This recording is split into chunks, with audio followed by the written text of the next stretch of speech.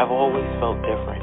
I've always seen things, but when I tried to express them as a child, I was always told to ignore it. There were people that I didn't know that came to me and said, I have this message that I keep getting that I have to deliver to you. All of a sudden, out of the shadows, a homeless man just jumped right in front of me.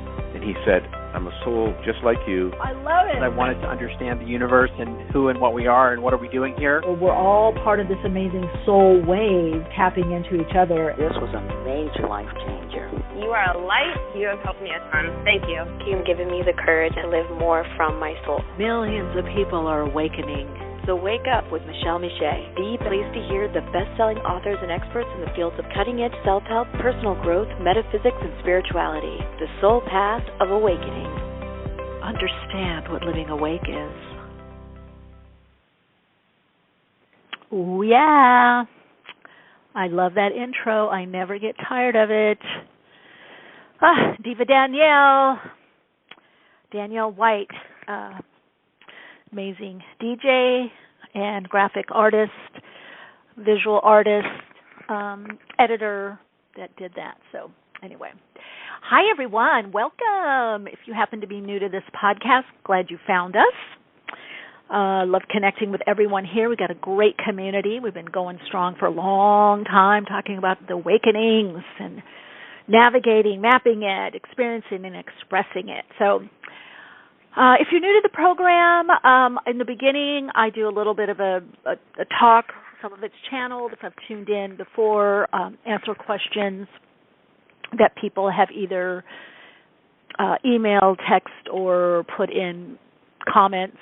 And if you do have questions or comments, awakeningspodcast@gmail.com is the number to use, or the email to use. Yeah. And if you want to connect with me more, best to do it either Instagram, YouTube, Threads even. But I'm on Instagram and YouTube a lot. And you can always ask, whether it's readings, topic suggestions, whatever that you want in the comments, because I really read the comments. I do not read really even IG messages, the DMs or Facebook, because it just gets too junky, so I just don't even bother going there. And you can always email me, again, awakeningspodcast@gmail.com, or connect at soulplayground.life. It's another way to get in touch with me. Also, love it if you would subscribe to Soul Insights and Tarot on YouTube, as well as Awakenings with Michele Meiche podcast on YouTube. That would be super duper fun. I know it would be greatly, greatly appreciated.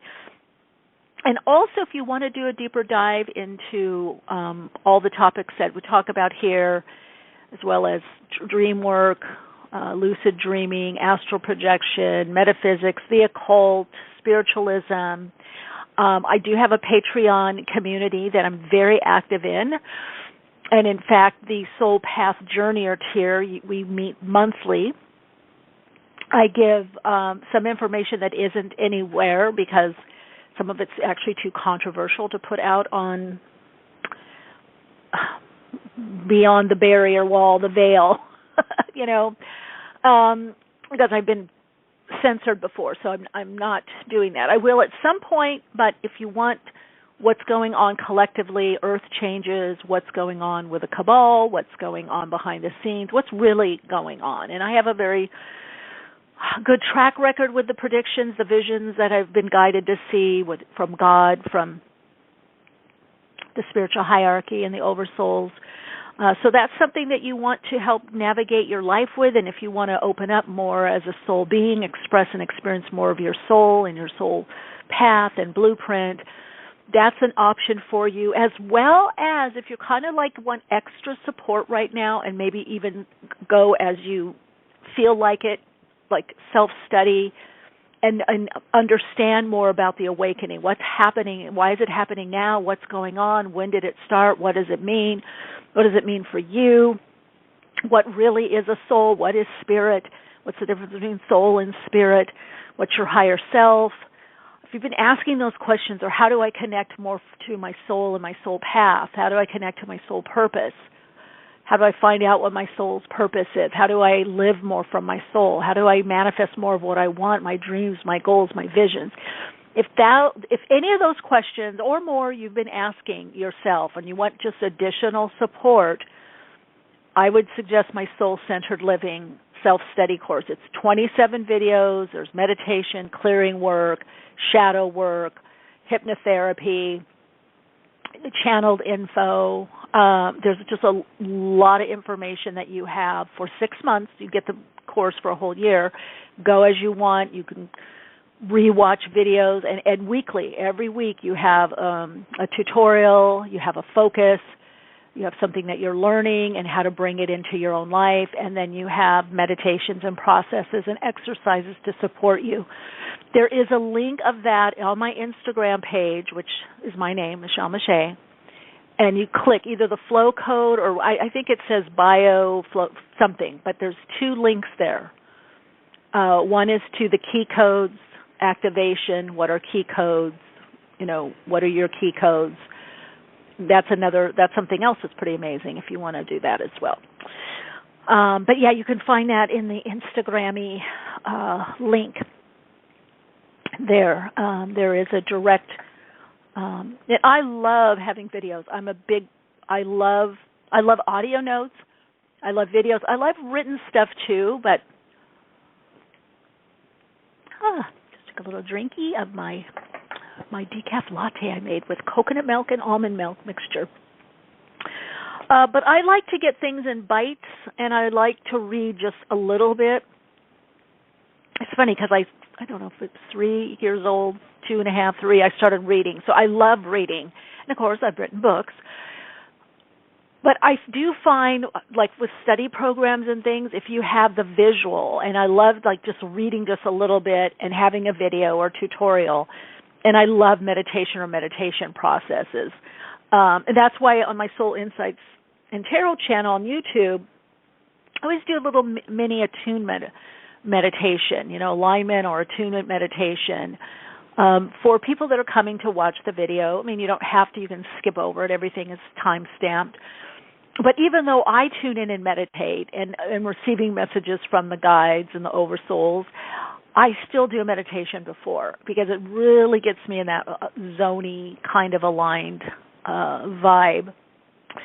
So if you have a question or a comment or you want a reading, that number is 347-539-5122, 347-539-5122.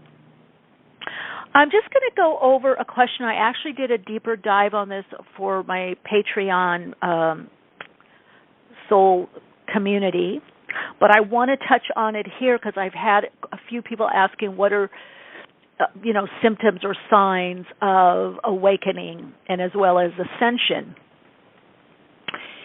And you may or may not know, so if you know this already, just let it go over your head, or maybe you hear what I'm saying in a new way. So the awakening, and that's why you're seeing awakening everywhere, awakening. Those of you that have been with me from the beginning, we've been talking about this since, I've been talking about it since 2005, and I think maybe even earlier, and then this podcast has been going on since 2007. So literally, really what's happening is the soul of everything. The soul is we're awakening to the soul. The soul has already been there. Some of you are quite awakened to your soul, but we're not. But as a collective, we're not. As a collective within the structure and systems of the earth plane, there's very little room. There has been very little room for the soul. And in fact, I can remember when I first started channeling information on this in the 90s, people didn't want to hear about the soul.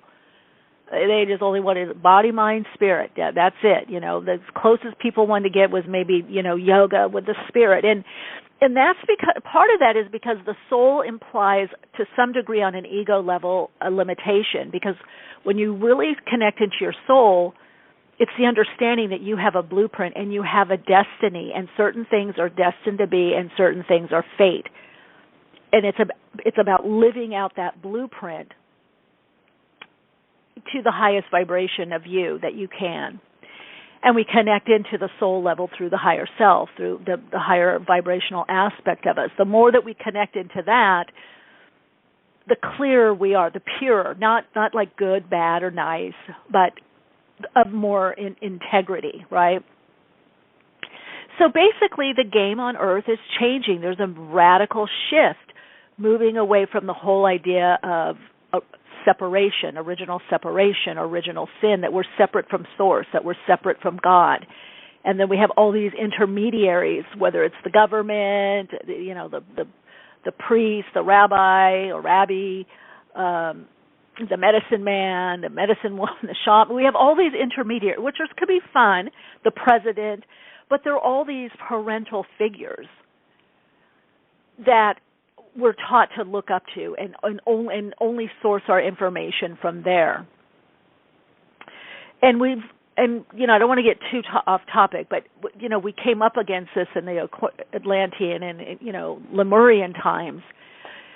Basically, there's just been a major disconnection from source energies, from a true connection to source, not what you believe or read in the Bible or other, religious texts. Those can be fine for guiding, whatever, this is a slam on religion, but it became a replacement for an active, true connection to your soul and to source energies or God or all that is, to create a life of meaning, to co-create. We are co-creating, all of us right now, this world, this universe, all parts of it, planets, everything. I was listening to something earlier today, and someone was saying a reading, and I love the reading I was listening to, but they said, the planets make us do certain things, or we have certain influences, and it's not true. It's just so amazing to me. I can get channeled information or information from God, from my visions, or the oversouls, and it can play out months ahead or years ahead, right? Or I can get that information. And then later on, before I don't even look at the aspects. Then later on, I look at the aspects astrologically or numerically, and it adds and it aligns to what's going on. So astrology, numerology, those things, they're not making anything happen. It's just a lens, or tarot. It's just a lens or a way of seeing what's going on universally. It's not making anything happen. It's a language. And it's a way to tap in. You could do it with anything. You could do it with the I Ching. You could do it with the playing cards. You can do it with anything. Sacred geometry. You can do it by what you see predominantly in your life through synchronicity. What messages are you getting? So this awakening is connecting us to the living earth, that everything within the earth and universe is alive and living and is aspects of us and parts of us, and we're in this dialogue with it. But this awakening is happening in all sectors. It's happening as a soul level, a spiritual awakening. It's happening in seeing behind the veil or the curtain of untruth, in religion, in education. The biggest part of the soul awakening is the relating pattern, how we have been taught since the beginning, at least of written history, of how to relate. And if you look back even thousands of years ago, if you look at the ancient Roman, Greek times, the ancient biblical time, it doesn't matter, Mesopotamia, had the same relating pattern. We've been doing the same game in relationship, power under, power over, overpowering, bullying, I don't like you, off with your head, this, that, warring. That's what's trying to change. That's all based on separation of self and separation from each other. And that is that belief that we come in with a sin, or we're marked, or that being on the earth plane is punitive, something you did wrong. You came from another planet because you did something wrong. You had to come back because you did something wrong. So it's all this separation from really life itself, from source energies, from God, from the innate infinite intelligence of the all that is. So if we kept on the trajectory we were on, we would be in extinction. So literally what is starting to happen is like not to go into extinction. And we have a lot of, our starseed soul brothers and sisters helping us. There's a lot of help, other dimensionally, planetarily, to change this experiment, if you will. Now, and I'm going to go into this a bit, but also then what does ascension mean? A lot of times people think, ascension means popping up. You're just going to be so high, you're going to not be on Earth. you're going to be another dimension. But all dimensions are here on Earth. They're only separated out by vibrational frequency. It's possible to experience other dimensions on Earth. I mean, I have. Many of you have heard me talk about it, and I'm sure a lot of you have as well. So ascension simply means extending or rising in consciousness so you're not stuck in the extremes of duality, which means in the extremes of the polarity plane. That's why you're seeing a lot of extremes right now, extremes belief, extremes behavior, and it's going to ratchet up. It's going to get it more intense till then it finds that middle way or that middle ground of understanding. So those people that believe that they're just, even metaphysics, people that quote-unquote feel themselves spiritual or metaphysical think, okay, we're going to someday not be on Earth, or we're going to just pop up, or we're going to disappear. That's all based on control mechanisms in changing the allegories or the myths and stories of the Bible and other. All the main religions, unfortunately, have this misinformation, and we know there's wars on it. Whether it's Islam, you got to do this and this, and then you're going to go to this great place somewhere other than here in the sky.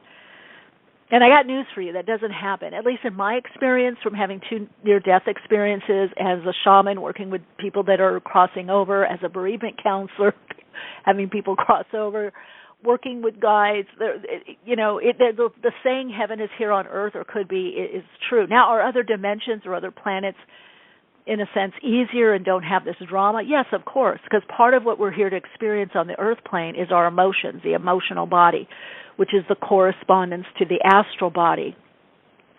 So if you look at each level of celestial bodies, the denser, or what they call metaphysically the gross body, which is what we see here, the form, material form, on the earth plane. Then we have the etheric, which is lighter. It's kind of like before things manifest, they hang in the etheric. Then there's the astral plane, right? And then there's the Akashic, and then there's the Buddha plane or the spiritual plane, the spirit realm. And then we go from there into the all that is, subsumed. There's always a part of us that's in that place. So we're playing things out astrally. The Akashic, we're playing out astrally, our blueprint as much as possible. But is there a weird thing that happens on the earth plane called wounding and and not seeing that shadow and light are both the same? Because on the earth plane, things to manifest have to come through duality, the electrical and magnetic aspect of creation. Or you could say the male and the female, right? You got a male prong that goes into a female plug, right? So everything is based on that 1-2 principle, binary. But then a third, that's why 3 or the triangle is so powerful, or even like the Empress card in tarot, if you really tap into that energy, it's creativity. But you have to have that electrical magnetic component and coming together, or the masculine feminine coming together. Those 2, out of the 2, there's a third. And that's what we're creating in this ascension process and the awakening, or awakenings, all the awakenings that are happening, is what's being birthed is the third way, or third wave. We've been stuck in the first wave and the second wave of creation. But now as we tap into the third wave, what's it's going to bring is a lot of new ideas through that power of thought. That's what the Aquarian Age is, through the power of thought to find the third way, right? So it's not right and left. It's not male or female or masculine, feminine. It's not Labor Party and Tory. It's not, Republican or Democrat. See how we've had all these things that have been, it's this or it's that. But when you open up to the soul and the higher vibrationally that you extend or expand into, you become less stuck in the this or the that. You start experiencing and both. It's not either or. You start working with the multiplicity of things, but you see the multiplicity comes from oneness, that there's one source. So metaphysically, the maximum is from the one comes the, out of the one comes the many, and from the many is the one. So, and that's to me what the internet is about. It's like understanding the interconnectedness through the subtle energy, the interconnectedness that we have. But now it's going to be playing in a game where we are very individual and individually focused. And part of what's ushering that in is that North Node in Aries, South Node in Libra, but doing it in the way that is also great for groups. So you're going to see a lot of new communities and groups. I predicted it 6-8 months ago. I said, and I've been telling my clients, don't get too locked into just certain things, even on the internet, certain apps or platforms, because there's going to be big changes, especially in social media or how we connect, what we view and how we view it. There's going to be some, outlier technology and platforms that really burst forward because the people want it. Aquarius rules the people. It rules the individual. And I always said what you're going to see, the biggest changes, you thought 2020 was something. It's going to be nothing. Because Aquarius also rules the individual, and it's co-ruled by Saturn and Uranus. So, yeah, we've been playing around very low-key. I mean, I know there's been a lot of change, and it's been shocking, but we've had Pluto in Capricorn. We haven't gotten to the root of the issue, the root of the problem, to get to the creative solution. It's not institutions. It's not the government. It's not the cabal. It's not the Bilderberg Group and all. It's not. It's us. We're co-creating this by our thought forms and how we act and respond. And so what's going to start happening in that Pluto Aquarius is radical self-honesty and radical individuating and shifting. People getting out of the system, or certain systems, no longer following certain systems. Because Aquarius both rules the individual or governs the individual, but also the community and groups of like-minded individuals. So I just see right now, it's so powerful, even right now with Venus retrograde in Leo, and you could just feel that energy. It's trining the galactic center in Sagittarius. There's a square to Uranus in Taurus, which Taurus wants to hold on. Taurus is an amazing builder. It rules Earth. But Uranus is saying, free up from what you've been creating or holding on to. Free up from what you've been building. Look at your worth. Look at your value. What do you now want to build and create that's more in alignment with the soul? So the shifting is going to start happening a lot faster and a lot more intense, and I'm sure a lot of you are feeling it. Definitely call in, let me know. So what are some of the symptoms that have been coming up? Because we have new ascension and awakening symptoms right now. Sensitivity, hypersensitivity. Your sense of smell improving, your eyes, your eyesight, touch, certain fabrics you can't wear, certain fragrances can't be around certain people or certain situations because you can feel it more energetically. So we'll be kind of dialing, what will happen with the oversensitivity is you'll get used to it, and then it will be integrated within your being, and then if certain people or certain things won't bother you, right? It's just that right now it's like a little tender to the touch. It's like it hasn't been totally integrated. So you're probably noticing a lot more. More empathy, really feeling what people are going through, having more compassion and understanding. Even if you don't like what somebody's saying or doing or don't understand it, people are starting to see, oh, that person's really messed up. They're really in their wounding right now. And it doesn't matter if they're just, a regular person, just the friend, the neighbor, a family member, or if it is a prime minister, an MP, or whatever you're seeing their unhandled wounds, their inner child. People are becoming more transparent as to what they are really doing. And that's going to be for all of us. This is also, when you look at human design, the path that we're on right now is transparency. Because in transparency, there's truth. Now, that doesn't mean we have to reveal everything. Oh, I did this, I think this, oh, I'm this, or I have this problem. No.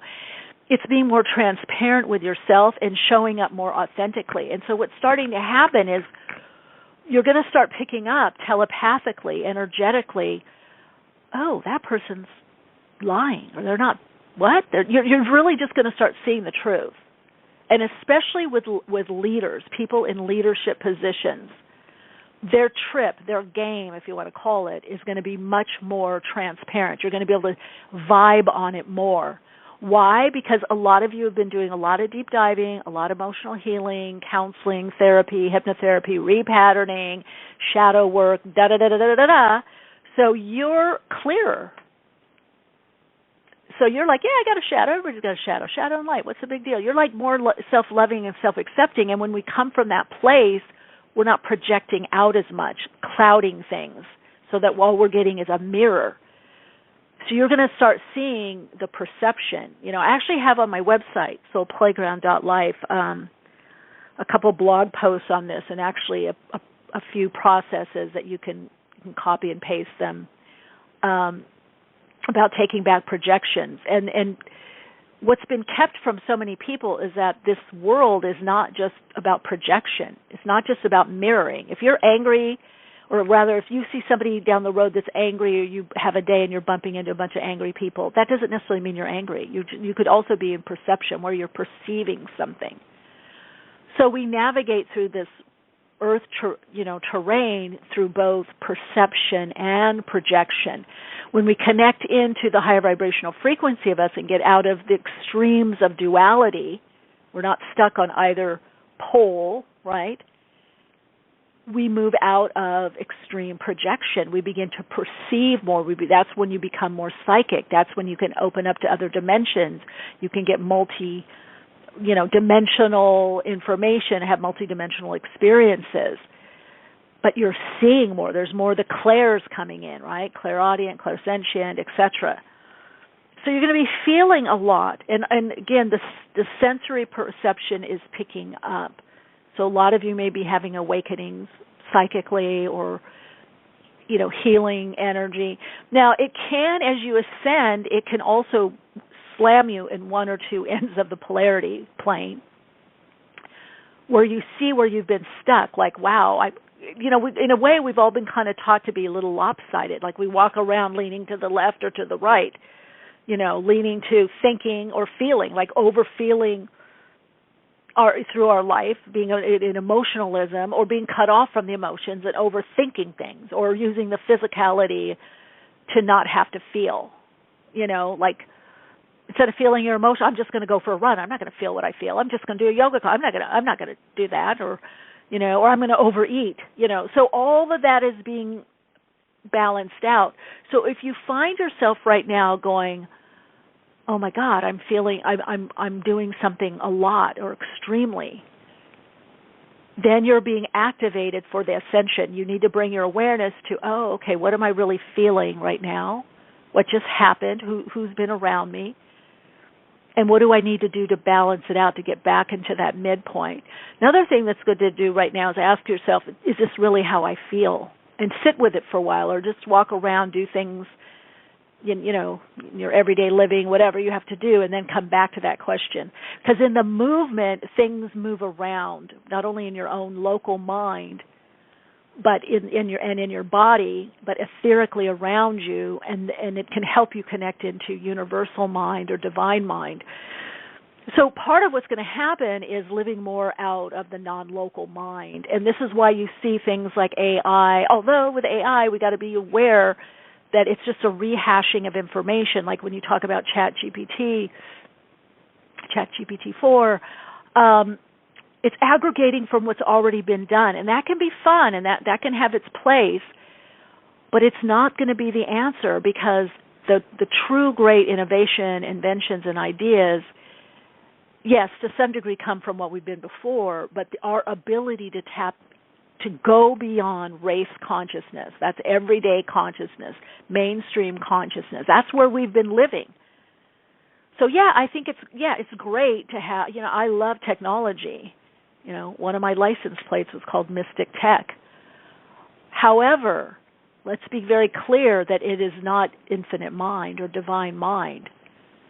So those of you that can play in the realm of AI and virtual reality, ChatGPT-4, however, not make that your God. If you don't make that the end all be all, and you can still tap into your universal mind, get into non-local, because ChatGPT-4, that's still going to be local mind, guys. That's not universal mind. That's not infinite consciousness. It's programmed, and that's part of what I will say they in quotes, because that's a whole other topic. A deep dive on Patreon I do about this. That's what they want. They want, because it's already programmed, and there's already studies that's proving that. Even me, if you're listening to me, I have my own viewpoint. This is why it's important that we listen to a lot of different people, books, media, take it all in.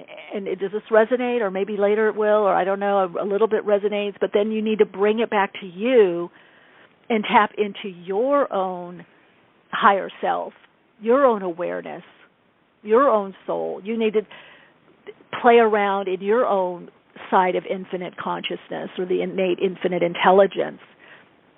But that's what's going to trip up a lot of people, and that is a replay of Atlantis, where a lot of people and a lot of us have come back this lifetime to redo it, because giving our life away.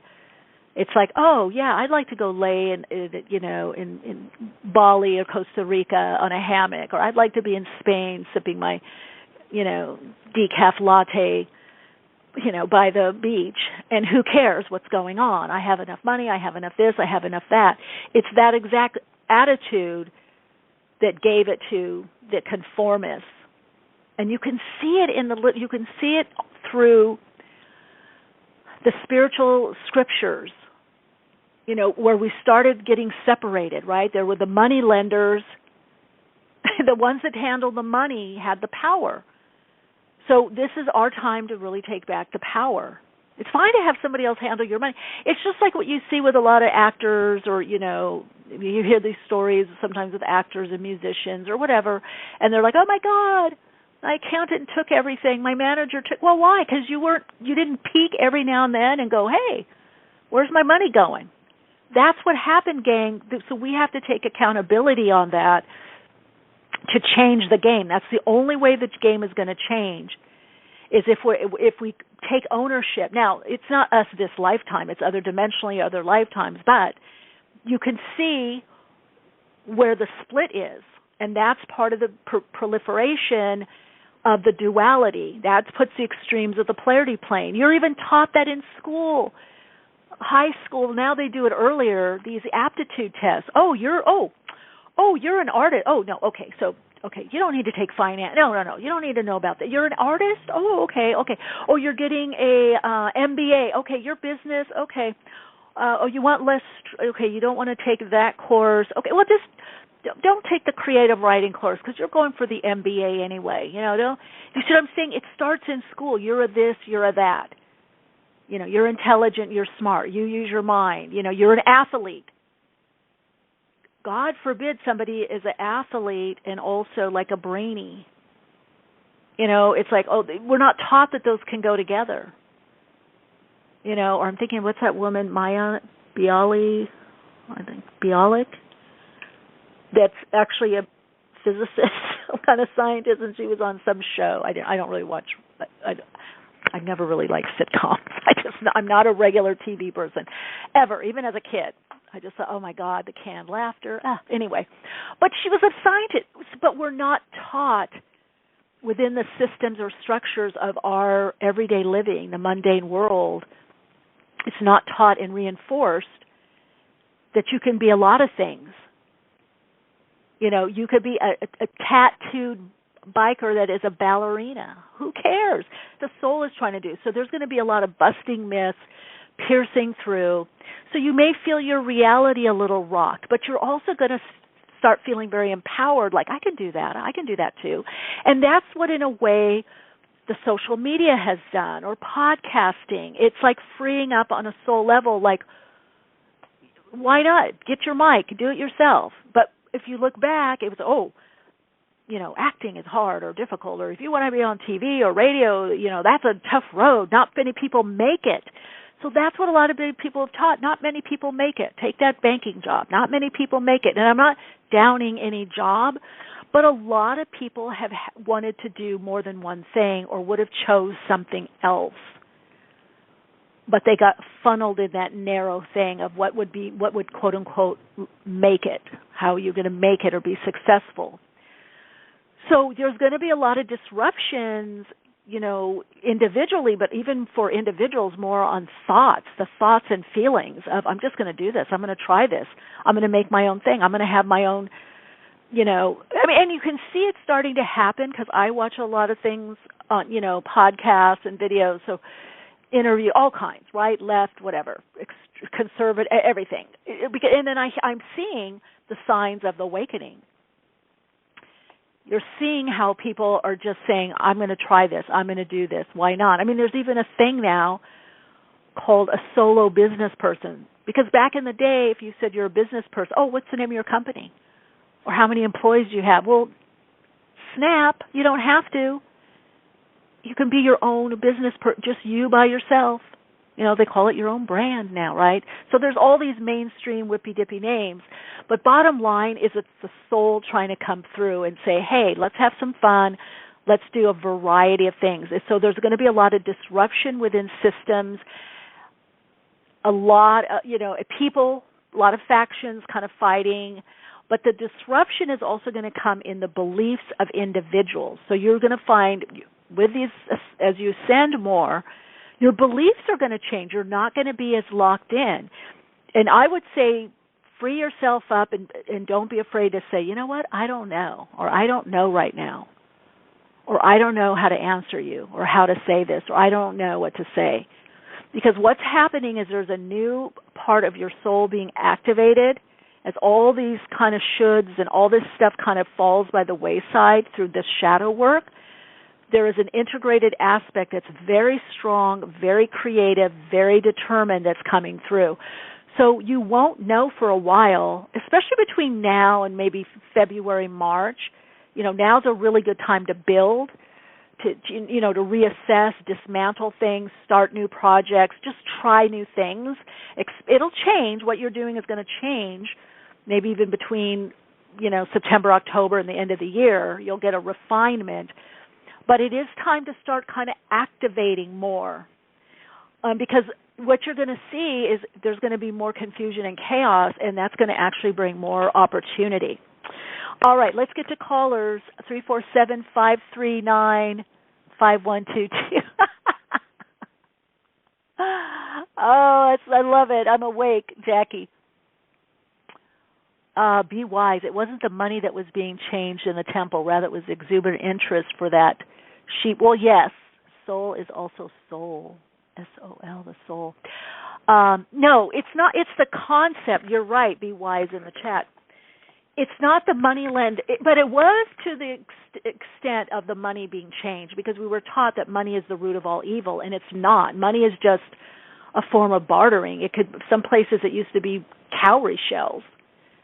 But it's the concept of control, whether you have a bunch of rocks or crystals or cowrie shells or chickens, because some places chickens are a sign of prosperity or abundance. In the Nordic tradition, it was cattle. That's why you have the room Fiu.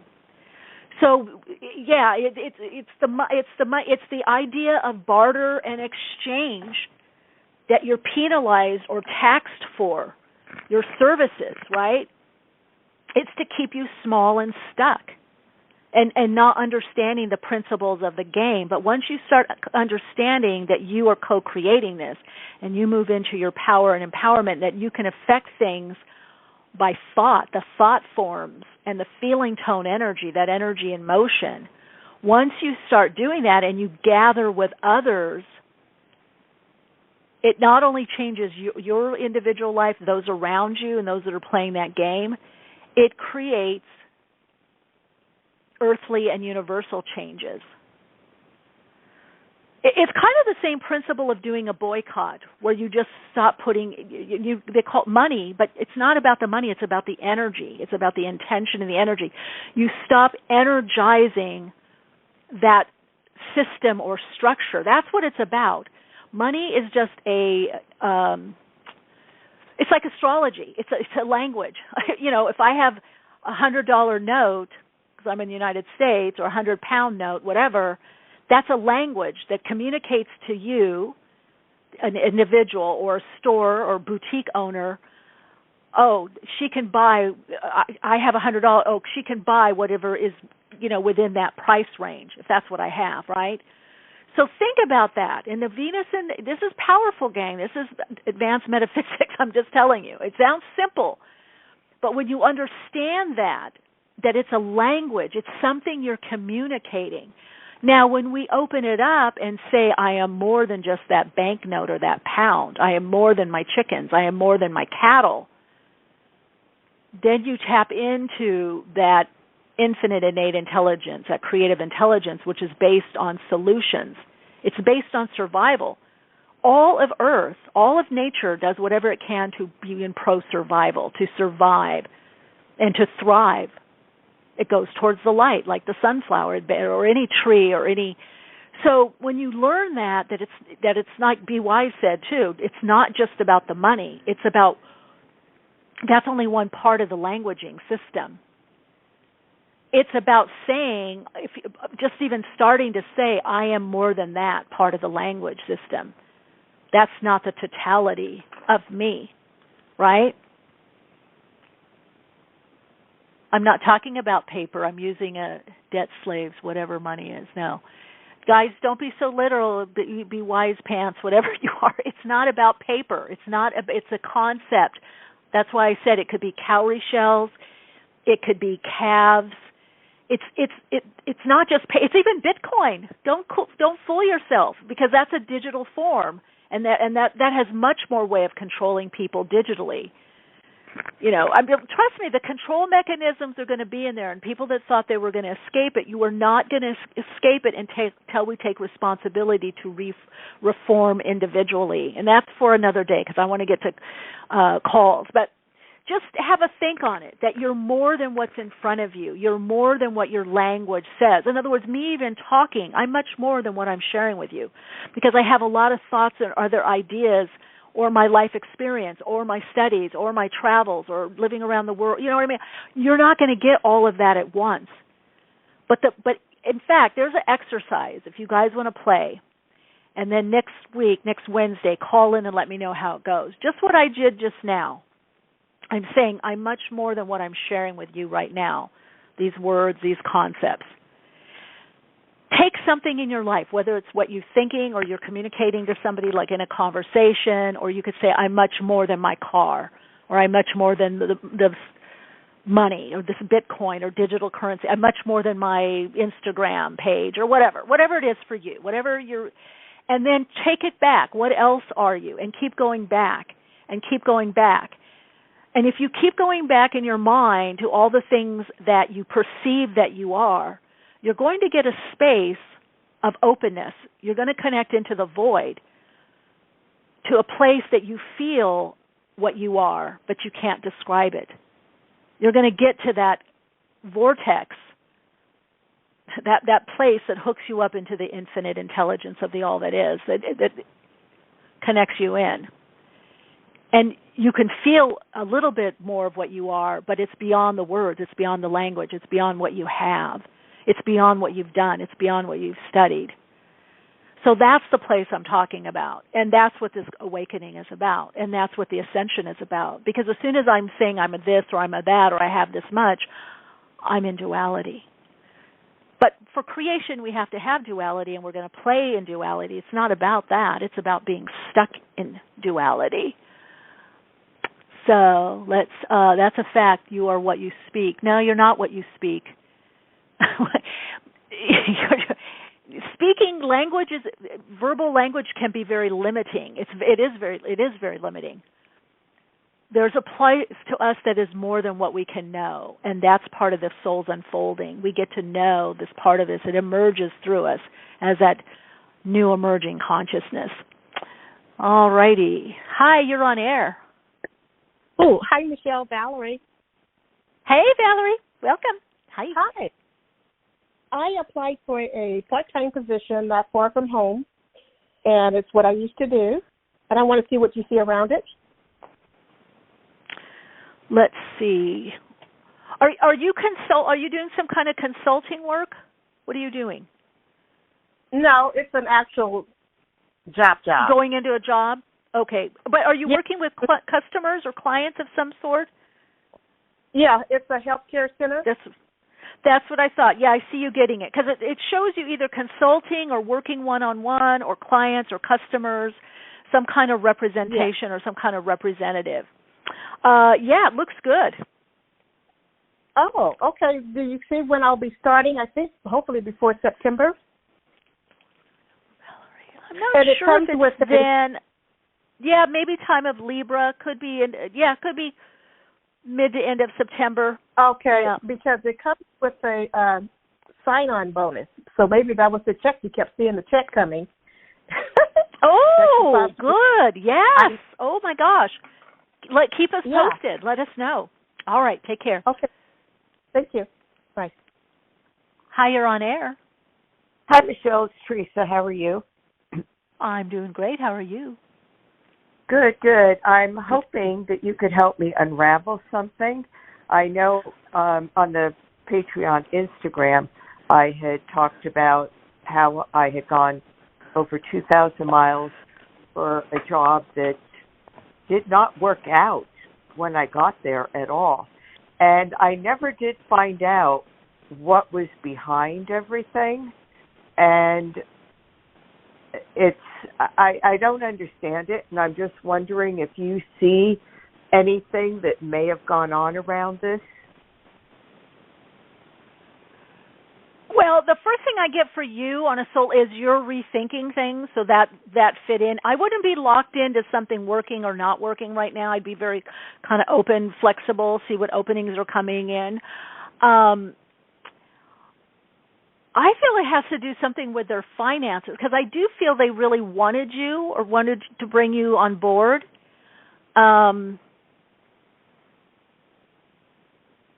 It's funny because it's right in that Venus retrograde shadow, which is very interesting with jobs or luxury item, the retrograde, and then the Leo, that self-expression.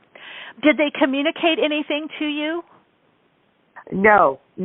I had gone through a recruiting agency, and what they did was they basically, at the end of the day, they sent me home after a couple hours of being in the hospital because they said I wasn't in their system and I couldn't do anything.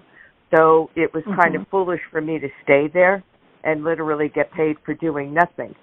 So they sent me back to my hotel.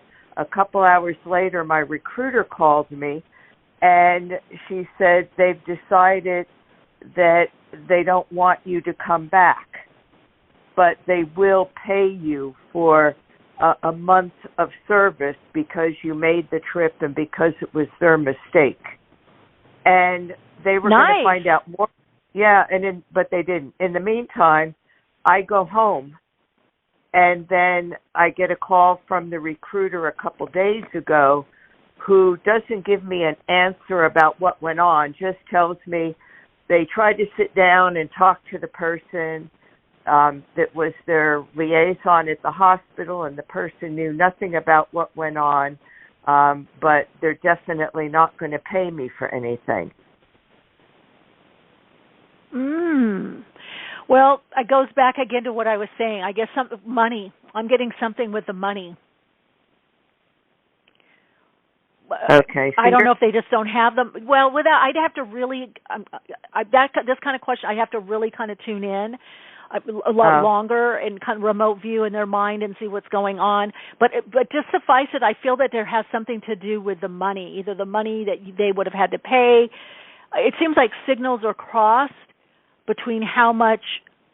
First of all, I feel also they don't want to use a recruiter or have to pay a recruiter.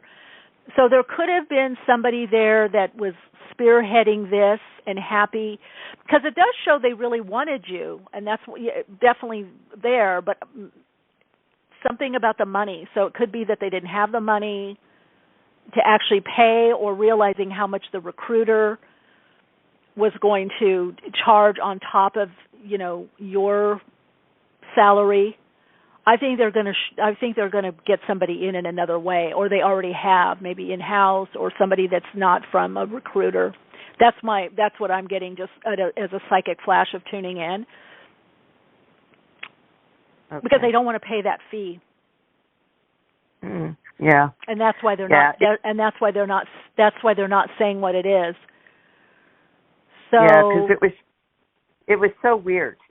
Because I showed up and nobody knew who I was or if I was coming, and they literally had me sitting around for a couple hours, and then the administrator came in and she said, "Oh, I've got some bad news, but we'll work it out.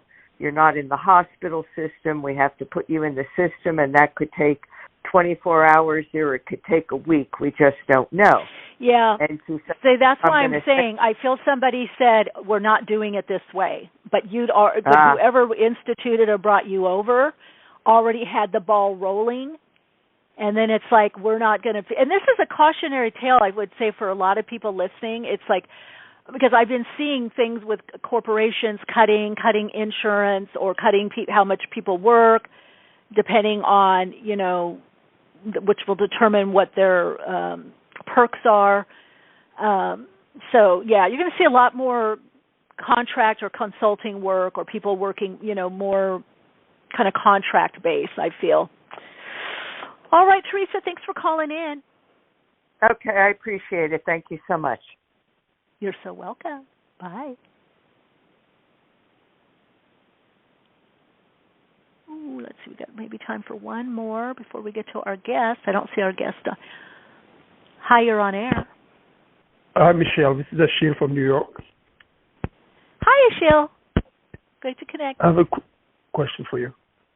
Earlier this summer, at the beginning of summer, I started talking to someone, developing a friendship. The initial is F, as in France. So I'm just curious, how do you see things moving forward from this point on? With what now? Moving forward with this friendship or potential relationship. Let's see. I think it's good, but it says to take things slow. Are you guys just developing more of a friendship?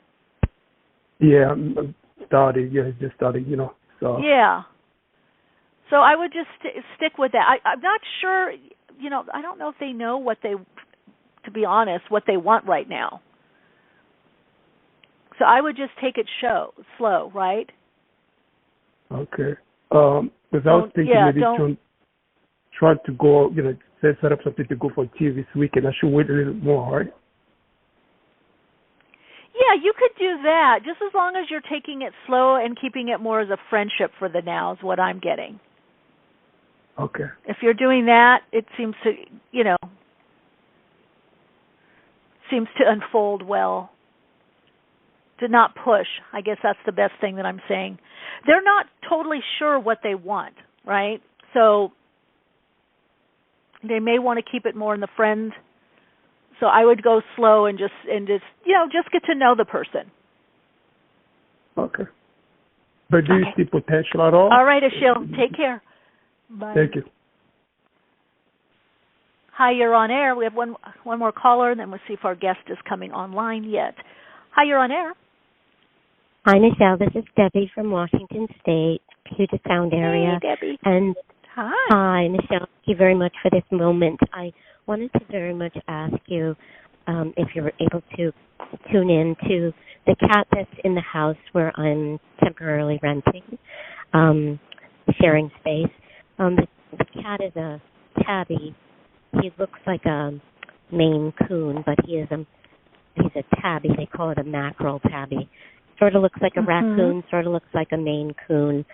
And he's very bonded to me. He comes to me with everything, and it sort of causes a lot of discord with the homeowner who's his rescuer.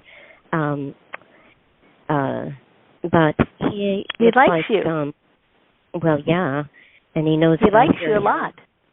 Yes, yeah. I know. And he trusts me. He knows that I act on everything, and he seems like his right front wrist, I'll call it, is swollen, and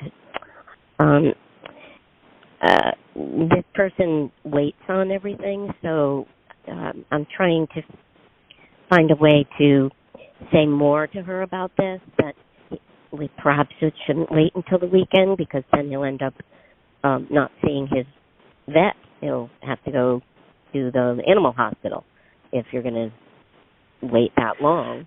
Debbie, you're learning boundary. I've had similar experiences in my life with certain things that I'm looking like I would have fed the dog this or done this differently. I just say share your concerns, I did this morning, and then I let it go. Yeah, and then I let it go. Yeah, that's right. As hard as it is. Yeah.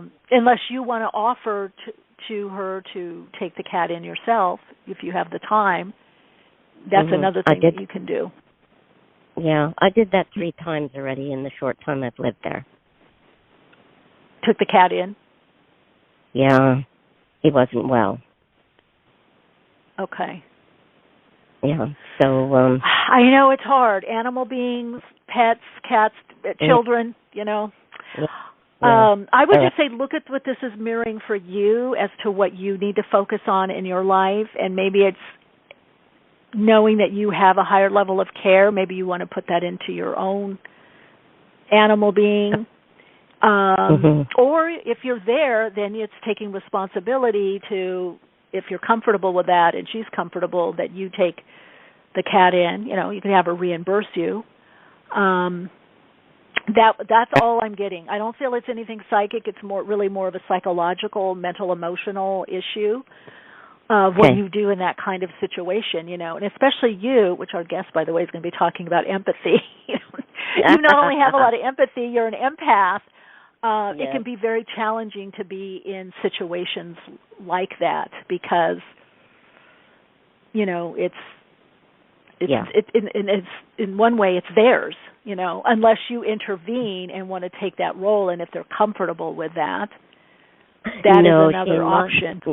Yeah, she must own everything, and so I just pointed it out, and then I stepped back and let her decide what she wanted to do.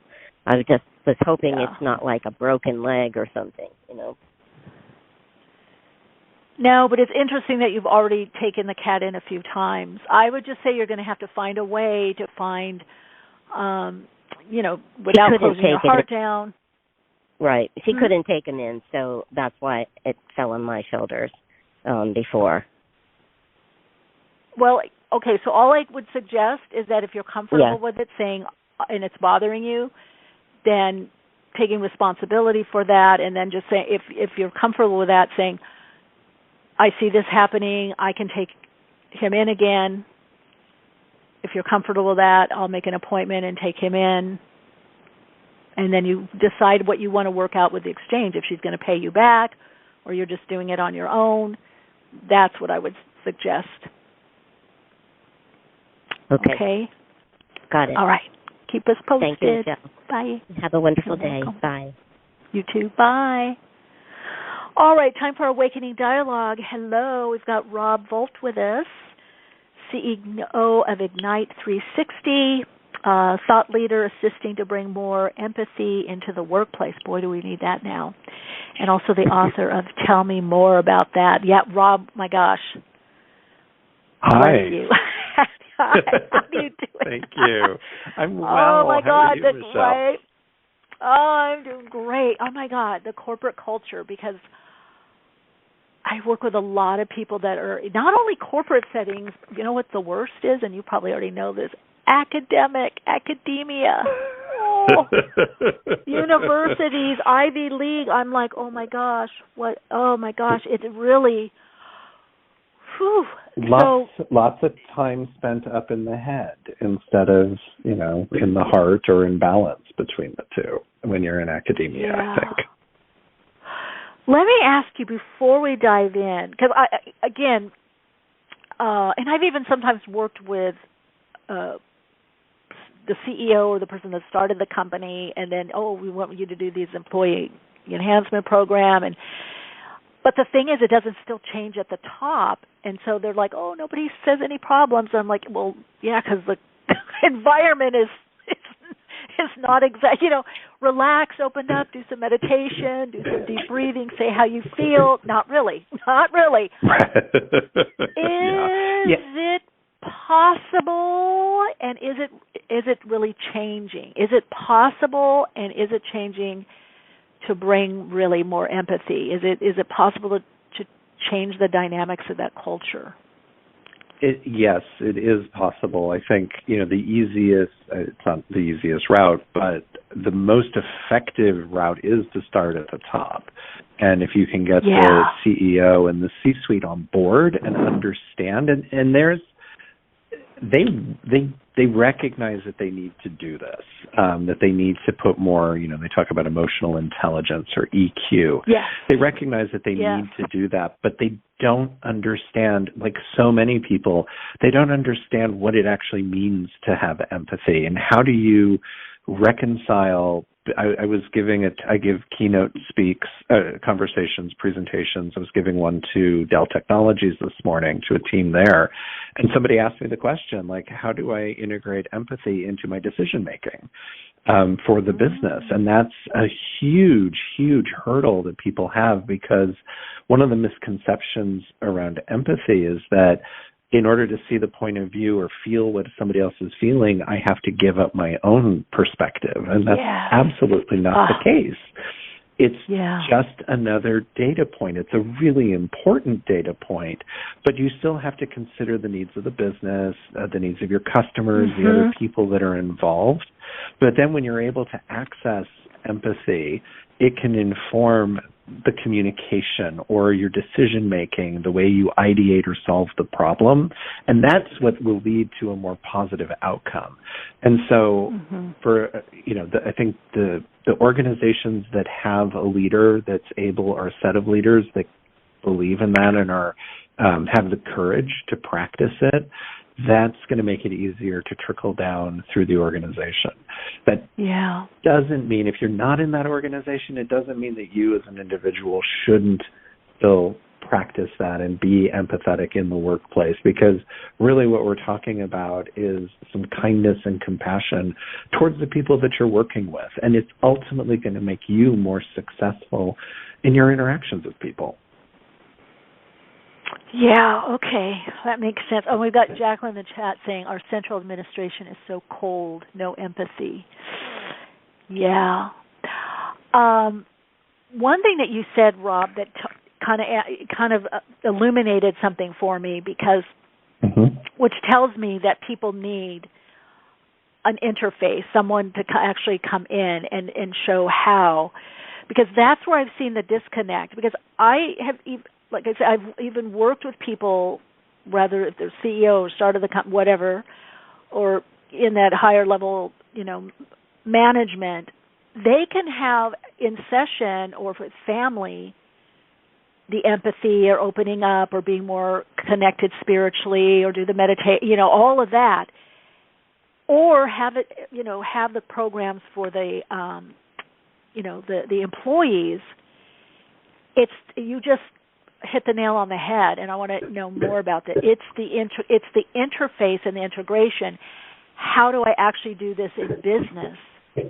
I think that is so powerful, because it's possible, there becomes kind of a split of, I remember years ago somebody told me, well, it's just business. And I said, well, it's business with people. Right. It's business, but there's people here. Yeah, he's like, don't take the decision personally. It's just business. I'm like, yeah, but it's supposed to be service. Right, service and then and the way that you serve up bad news, if you use empathy in some of your language and conversation, it can soften that blow so that it can still be business, but you can recognize, validate the person that's sitting across from you that you have to deliver the bad news to, and it can change the way that they hear the news, maybe if it's really bad news, feel about themselves, process all of it, and it's just a better way to move through the world, to be honest. Now, when you're working with someone, let's say going in and doing some kind of program, do you find overall then, and not just the employees, but let's say, what we're talking at the top, the management team and above, do you find that then they're doing better in their position as well? I mean, are they feeling better about the work that they're doing once they kind of get the handle of this? Do you see changes? Yeah. Oh, yeah, absolutely. You see better team cohesion. You see better decision-making. Morale can improve. Productivity can improve. People feel like they belong in their organization if their organization if they have leaders that are practicing empathy. Loyalty to an organization can also improve. And all of those things are really critical, obviously, to building a more successful business. I think there's an imbalance in our society where all the messages that we are getting through, reality TV, through politics, through social media, it's all this winner takes all sort of thing. And we champion the bad boy. And it's like, that's not the person we should be idolizing. It's that notion of putting a false prophet or false god up on a pedestal. One exercise I do with some groups when we're doing leadership work, I ask them to tell me about a leader that they really look up to, somebody that they, hold in high regard. Inevitably, the person that they tell me is not one of the sort of celebrity bad boy CEOs. It's somebody like their first manager or the person that mentored them and showed them the ropes, that took the time to listen to them and see them and help them in their career. So empathy is a huge part of that because what's happening in that transaction or that interaction is the mentor, let's say, that manager is helping the new person feel seen and heard and validated and helping them succeed. And there's, gratitude that goes back with that and a connection and a bond that forms. Through that bond, there's more loyalty. You're willing to work harder. You're willing to stay at the organization. And that has a lot more value for everybody in both directions than you got to work till midnight and make 500 phone calls until you get the sales lead. You know what I mean? Is that so? People need to have the self-awareness. I'm thinking. By the way, that's why I could never watch that Survivor show. It just cringed me. It was like, oh gosh, just so pitting people against each other. But that's so celebrated, that narrative, and that really that plot line in life. That seems to be mostly what's that's what's perpetuated. Kind of even in the training, So boy, it's something to pierce that veil. Something you said that kind of piqued my interest. You said to practice empathy. So do you look at it as a practice? Empathy is something that we're all born with. The neuroscientists have found the parts of our brain that light up. But it's like a muscle, and I love to talk in analogies and metaphors and things. The analogy that I use is it's like a baby. When a baby's born, it has muscles in its legs that are going to enable it to run. However, the child's going to need opportunities to strengthen the muscles so that it can crawl, stand, walk, scoot, walk, and then ultimately run. Empathy is the same way. We need to give ourselves opportunities to practice, to have role models, to be put in situations as a child. I can't encourage parents enough to let their kids have creative play time, to be bored and figure out what to do, because every time a child is role-playing, that's actually a practice of empathy. They're stepping into the shoes of somebody else to be them. It's not... As a kid, I grew up in the 70s and 80s, I used to role-play Wonder Woman. Absolutely love Wonder Woman. It wasn't me as a boy. it was me as Wonder Woman, you know? So it's really stepping into her shoes or her boots and being her and embodying that character. So those are some of the things that we need to be doing so that people can practice it, strengthen the muscle up. And then, we have to have self-awareness now of what's actually going on and how we're showing up and engaging with people, because it's really easy for our judgment to come out and be judgmental and cast aspersion at somebody.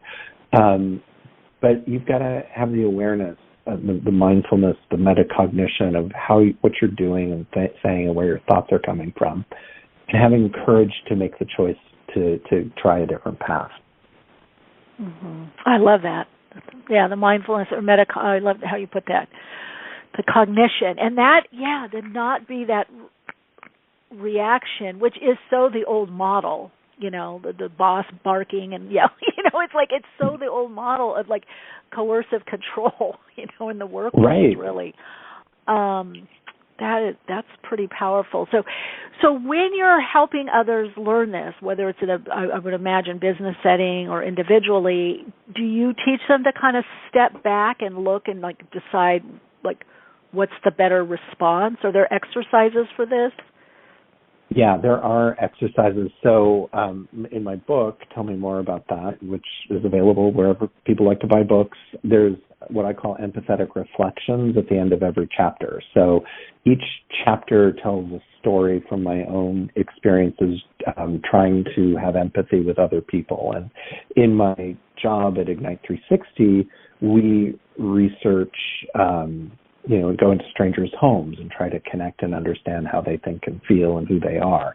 And you can be really challenged by that because of, political viewpoints. Somebody keeps a dirty house. Other strange things happen that you're not expecting. And so you end up challenged. So there's a lot of narrative storytelling that's in there. And then those empathetic reflections allow the reader to think back on their own situation and how they may have shown up or something similar in their own life. And then in the when I'm speaking or training, there are exercises like keeping a judgment journal. And that's something people find really fascinating, like making note of when being judgmental came up, what was that situation, what prompted it, and how would you have phrased it differently. So it's always about bringing awareness to what's happening.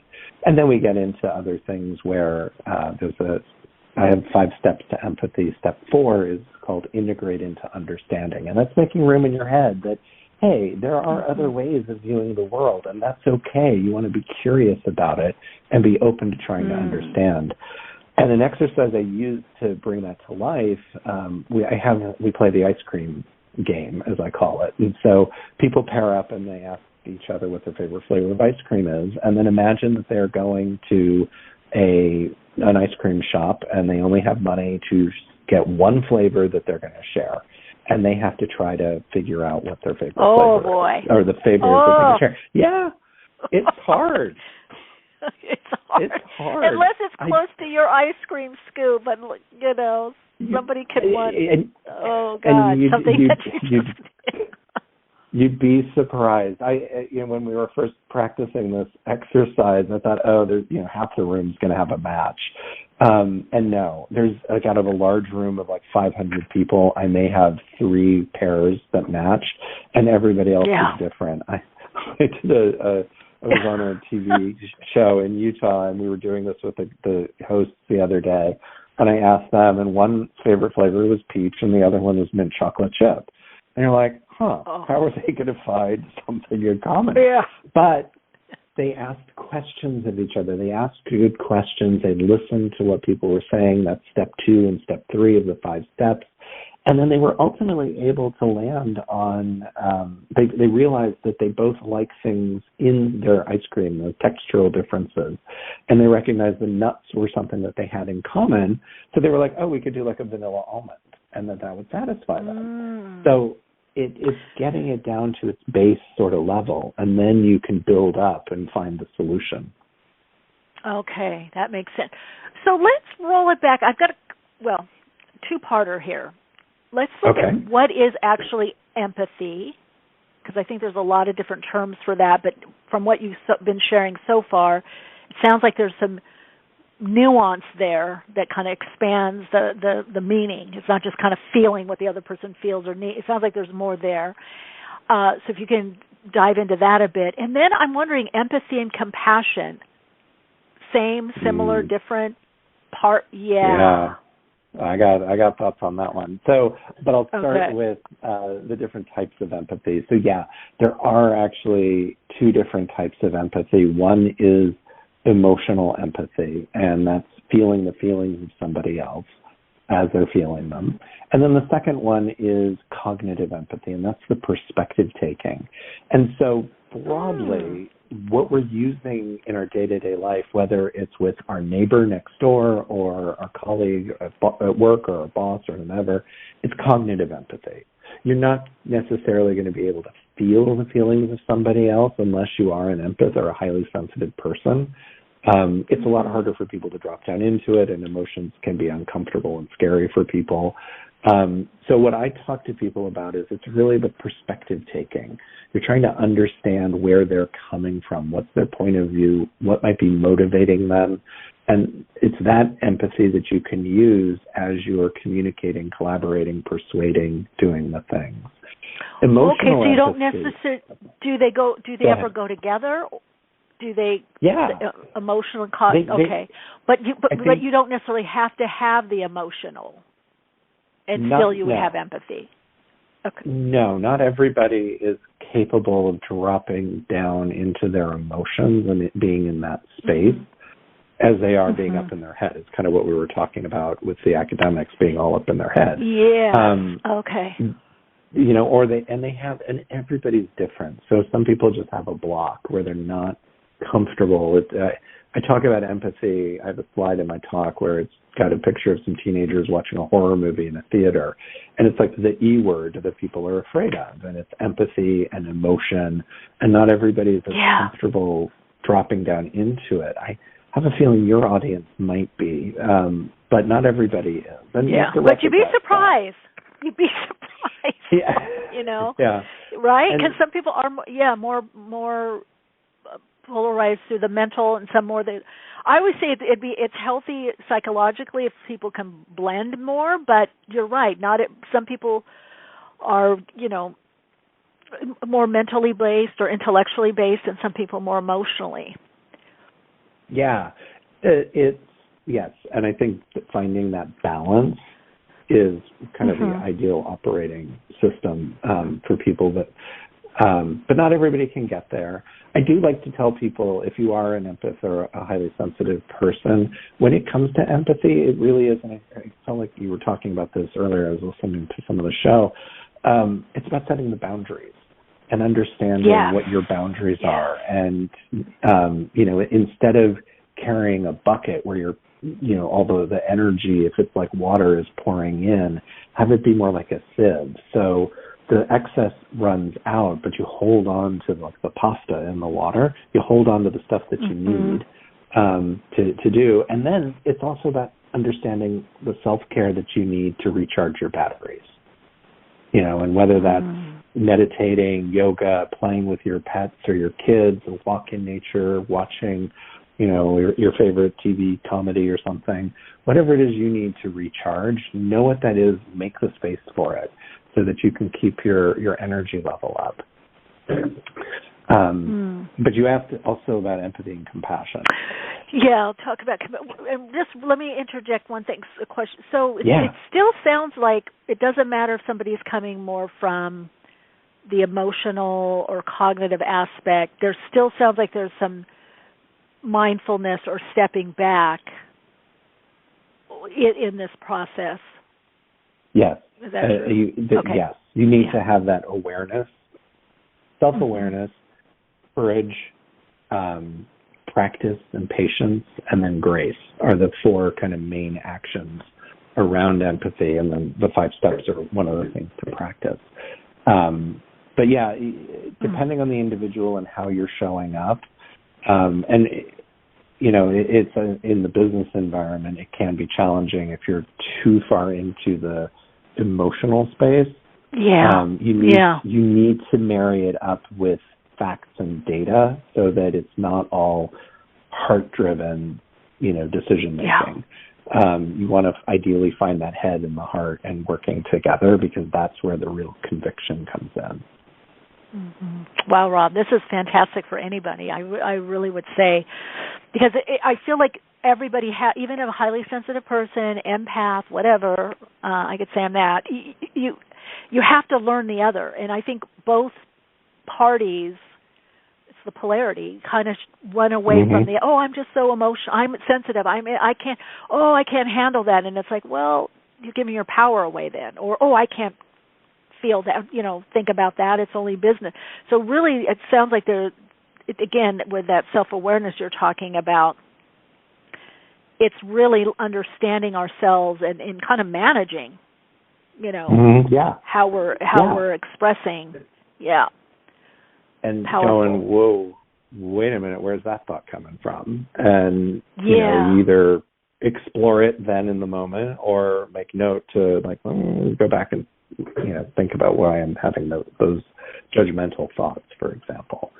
But it's awareness of yourself, sensitivity to the other person, taking it all in. It's work, and I think that's part of why people don't necessarily want to use that muscle, because it does take some exercise. Yeah, but it also sounds like the way you're laying it out in your practice and how you work with people in your programs, and as well as your book, it gives people a way to do it. You know what I mean? Because usually it's conceptual. Even as a therapist, it's pretty conceptualized of how you do that. People like steps. It's like, and I think if you can, if you can give people steps, they'll go, okay, let me try one, let me try two, let me see how it goes. Because I mean, ultimately it brings, I feel most people, when you don't overreact on one end or the other, you feel better about yourself and in your body and in your life. You have less stress, because you're managing, really your energy or your emotions. Compassion. So what is, because as you're talking, I'm like, well, does compassion come in, or is it the same or similar, or where would that fit in, or does it? So some of the researchers would say that where there's emotional and cognitive empathy, compassionate empathy is the third area.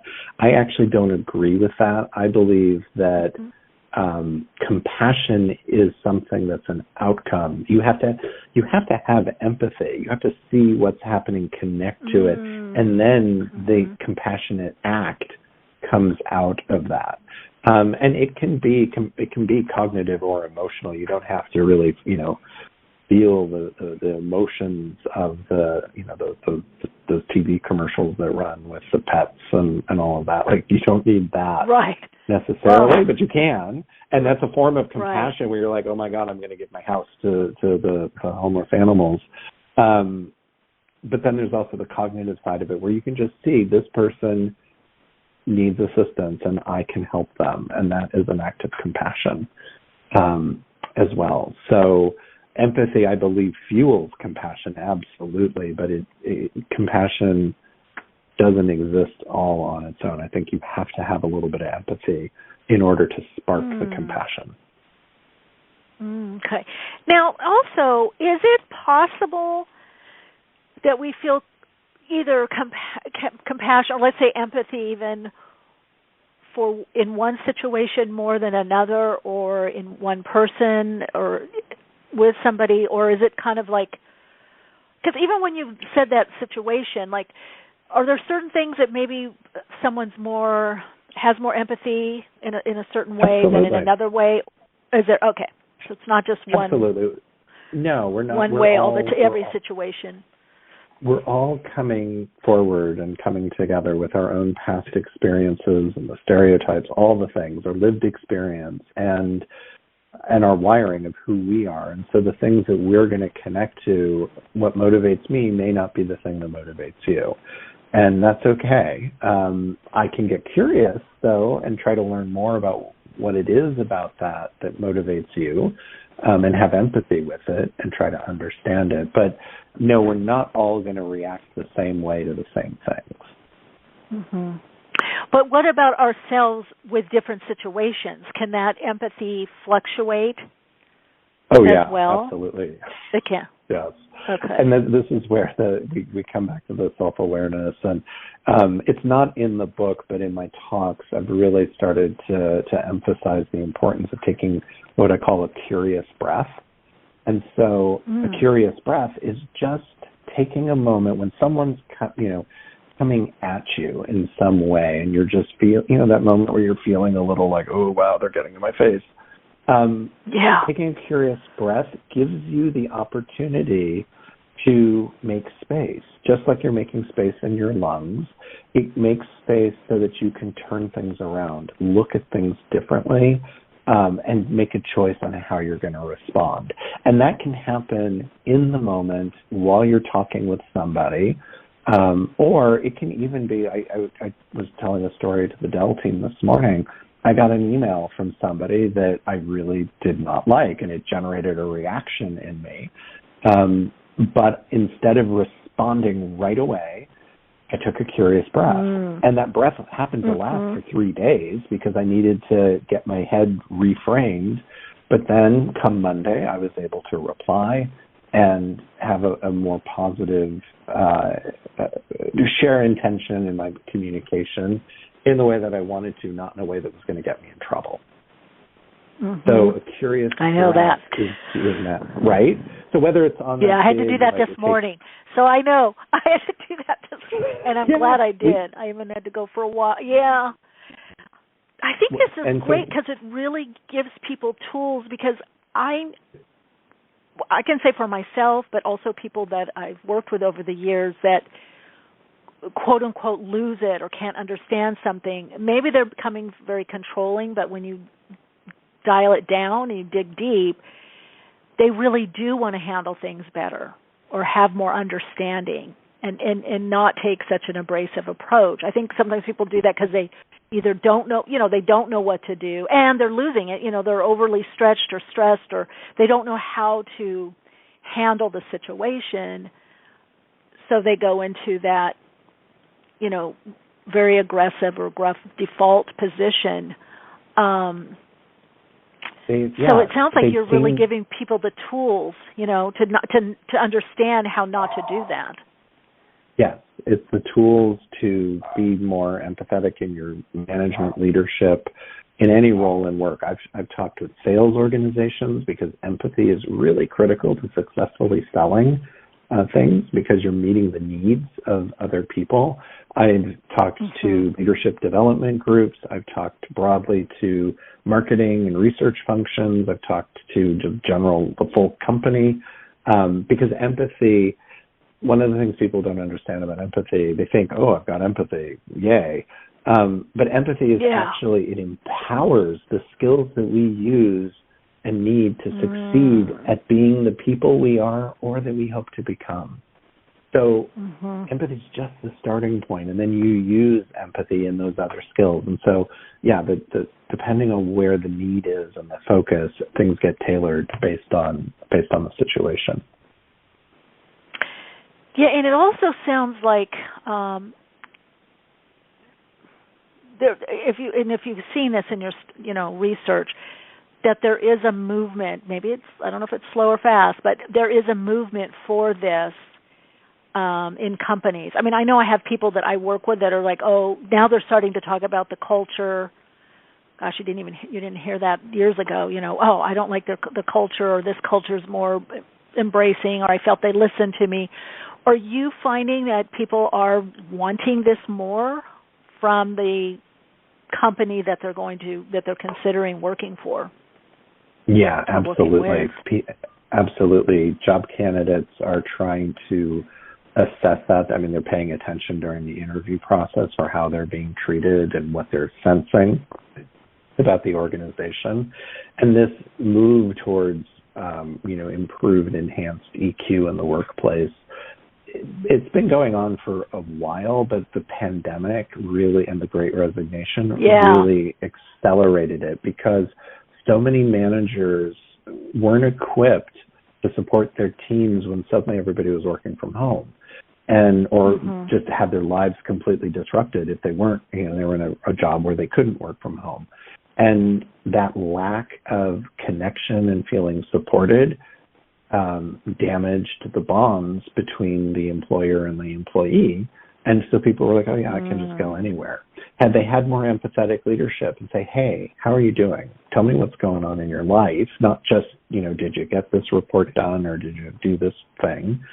When you have empathy with the person, you're going to have that connection and then increase loyalty. Makes sense. Wow. Well, Rob, let people know where to find you. Of course, the book. Tell me more about that. That's where books are sold, Amazon, of course, online. Where can people find you if they have more information that they want to get from you?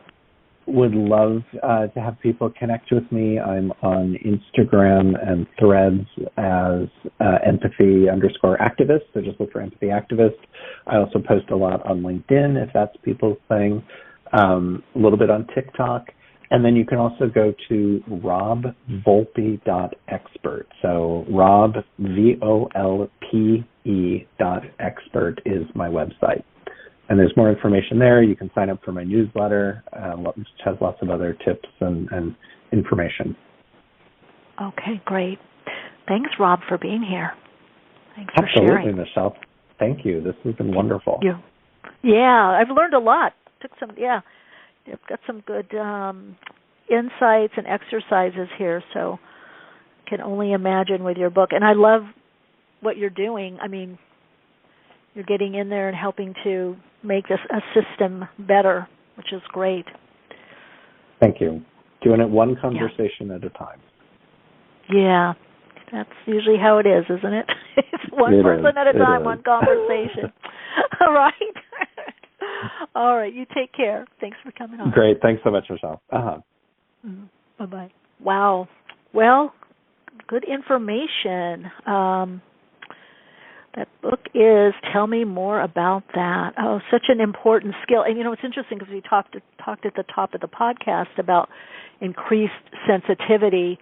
And I do feel managing, managing our energy and motion, managing the mental aspect of our being as well, really, really important. How to be in that mindfulness space. All right, gang, thanks for being here. I've had a great time with all of you. Thanks for those of you that called in as well. If you're listening later in the replays, thanks for being a part of the community. We feel you. We feel you. We feel you. Guest suggestions, topic suggestions, I want to remind everyone is awakeningspodcast@gmail.com. That's the best email, awakeningspodcast@gmail.com. Unless on Instagram, Threads, or my YouTube channels, you can leave questions in the chat. But really, if you're going to email, awakeningspodcast@gmail.com. or connect at soulplayground.com. But I'm not reading the direct messages, whether on Twitter, Insta, or Facebook. So, all right, gang, continue to shine your light, share your insights with everyone in the world, and keep awake.